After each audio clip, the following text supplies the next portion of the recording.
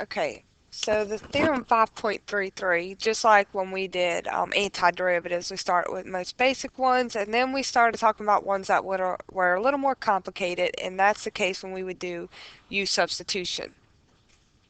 Okay, this is just going to be our theorem that allows us to work with the more complicated version of our fundamental theorem of calculus when we would have to use like a U substitution. And this is the like undoing the chain rule in a sense. So there's your theorem.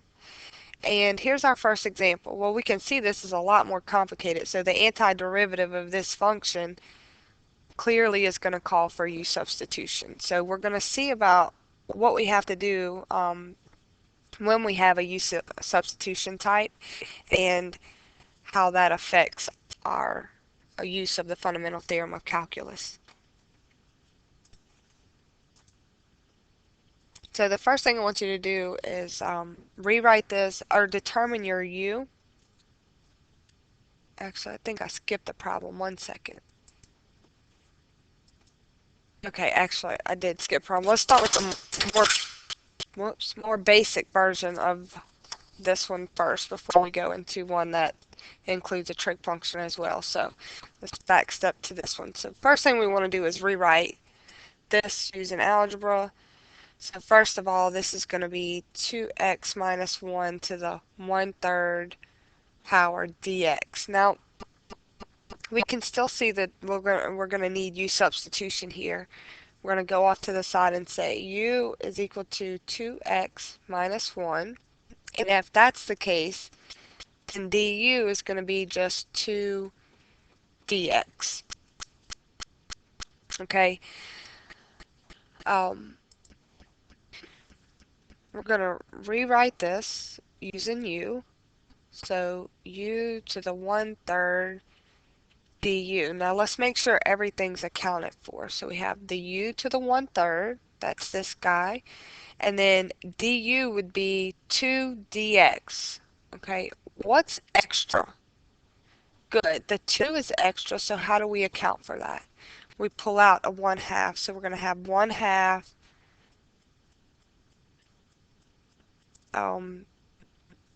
actually we're going to talk about that in a minute. I'm going to leave these off intentionally. U to the 1/3 du. Now, these limits, our lower limit and upper limit, are in respect to x. We're now switching over and working with the u. So when I rewrite my problem with u, I have to have upper limits and lower limits in respect to u. And what that means basically is if I say if x is equal to 1, because I'll just start with my lower limit right here, then u is equal to, we're going to plug in that value into this u to figure out what the u would be. So u is equal to, let me write that down real quick, and I'll say if x is equal to 1, then I'm going to put a 1 in for x. Change color here. Then u is equal to 2 minus 1, which is just going to be 1. That means my lower limit ends up staying the same in this case. It's not always the case. This is where the calculation comes from, but we're going to see it. It'll change in this next one, so that helps a bit. So if our upper limit over here is 5, if x is 5, then when using it in terms of u, I'll write my formula down first. U equals 2x minus 1. Substitute 5 in for x, and we would get, what's that, 10 minus 1, so the u is now 10 minus 1, which is 9, so the upper limit is 9. So if x is 5, then u is 9. And now all of this is in relationship to u, and we're ready to take the antiderivative and use the fundamental theorem of calculus. So from this point, the evaluations are going to be same as the previous problem. So go ahead and try to do that from here, and then we'll pause it, and then you can check your answer. All right, first just check your calculation here. U to the 1/3 plus 1 gives us this term. This 1/2 is just the 1/2 that was put out front.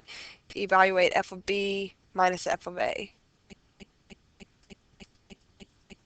Okay, just writing those next steps down. I have my 1/2 out front, capital F of B minus capital F of A.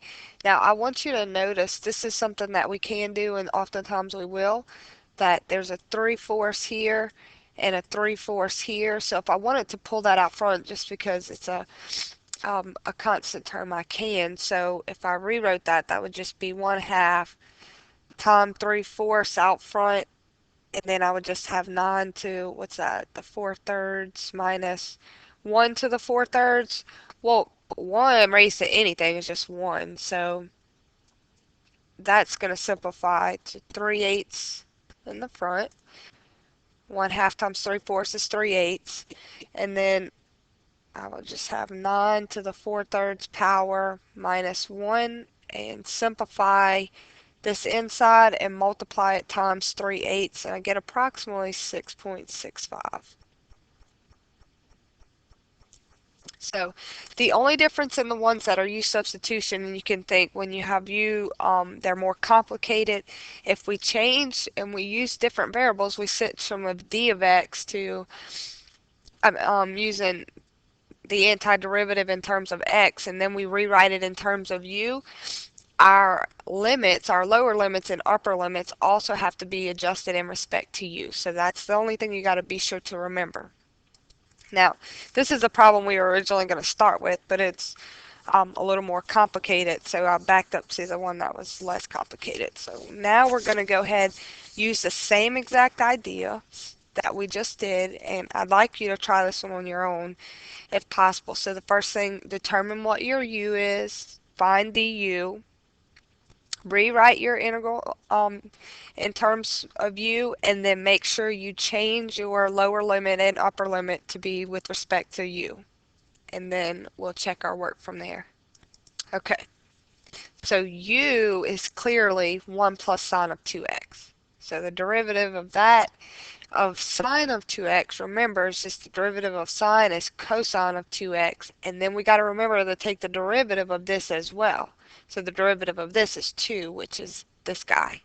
Okay, now the next thing we did is because we're rewriting this in terms of U, we need our lower limit and our upper limit to be in terms of U as well. So I'm going to start with the lower limit and say if x is equal to 0, then I plug it into this U, plug in 0, 1 plus the sine of 0 is just 0, so U becomes 1. I make that substitution there. Then next I'll say, well, x, if my upper limit is pi fourths, then whenever I rewrite it in terms of U, I plug in pi fourths. This simplifies to sine of pi halves, which is just 1. So we get 1 plus 1 is 2. So now we rewrote this. Now let's check to make sure everything's accounted for. U to the third, check. du is all of this. So the cosine of 2x dx, all of it's there. This is extra, so we account for that with this 1/2. Now, this is where we're ready to take the antiderivative and use the fundamental theorem of calculus. So pause it and try that step. Okay, this is your antiderivative.